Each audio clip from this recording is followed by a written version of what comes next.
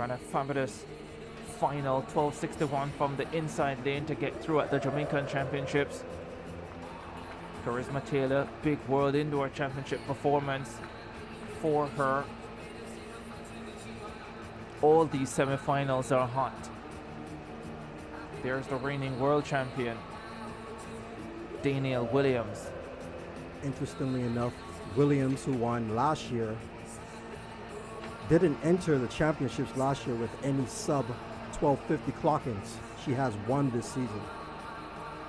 Usually not known as being particularly fast on the European circuit, but knows how to deliver in the big moments, winning the World Championships in 2015 and again in what many would consider a surprise last year in Budapest. Also in this race, Toby Amasan, the world record holder from Eugene. She set that in the semifinals, 12.12, the first and only woman legally under 12.20 seconds. She backed that up with the windy 12.06. Has not been in the same form since. She's only broken 12.50 3 times this season, her best being 12.40. But again, she knows how to be there at major championships. There's your field for semi-final 1.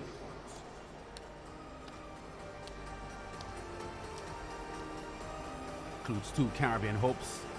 The fast starting Devynne Charlton, who is the world indoor champion over 60-meter hurdles, and Danielle Williams, 2-time world champion.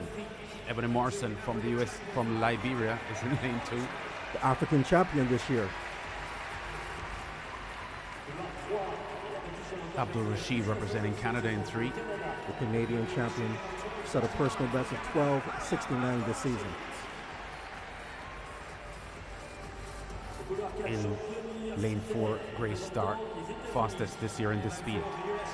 Stark, the U.S. collegiate champion, finished 3rd of the U.S. trials in 12.31. Danielle Williams, 2-time world champion, first Olympics for her. Spoke about her several moments ago, the defending world champion.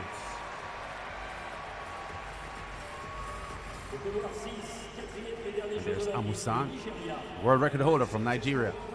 She was 4th in Tokyo. We'll be looking to upgrade that, but first she has to make it through this tough semifinal. Devynne Charlton, very fast over the first half of these races. World indoor champion from the Bahamas.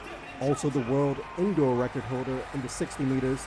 Finished 6th in Tokyo, 4th at the World Championships last year.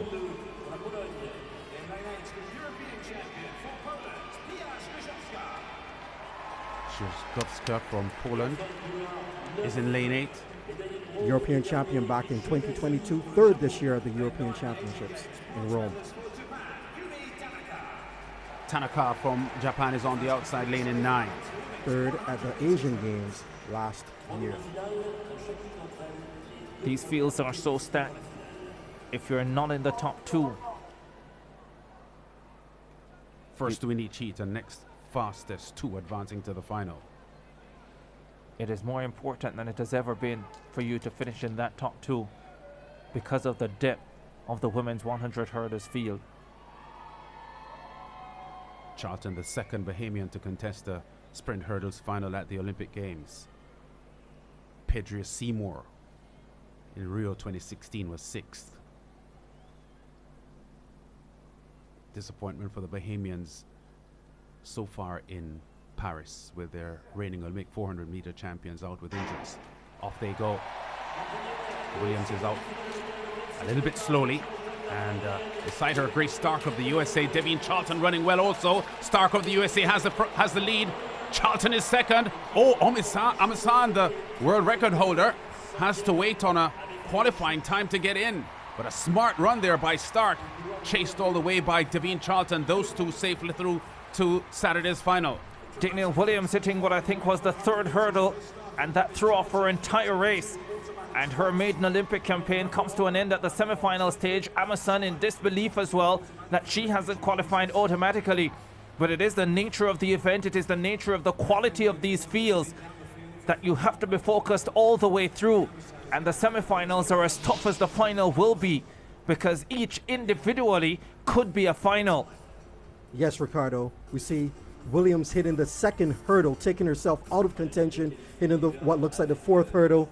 Very disappointing performance from her, but there we see the American, Grace Stark, the NCAA champion, after a long season, still producing one of her best performances in 12.39 seconds, followed by Charlton from the Bahamas, 12:50, as she outlasts the world record holder, Amazon, who finished quickly, but just could not do enough to make one of the top 2 automatic qualifiers and would have to sit and wait.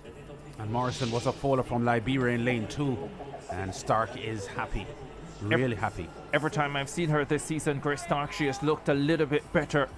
And as Abba pointed out, really impressive after a long NCAA campaign, indoors and out.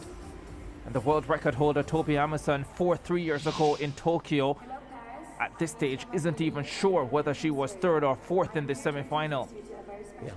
We expected Charlton, who we see from the Bahamas, to put pressure on the field early, but Stark got out to an amazing start and was never pressed.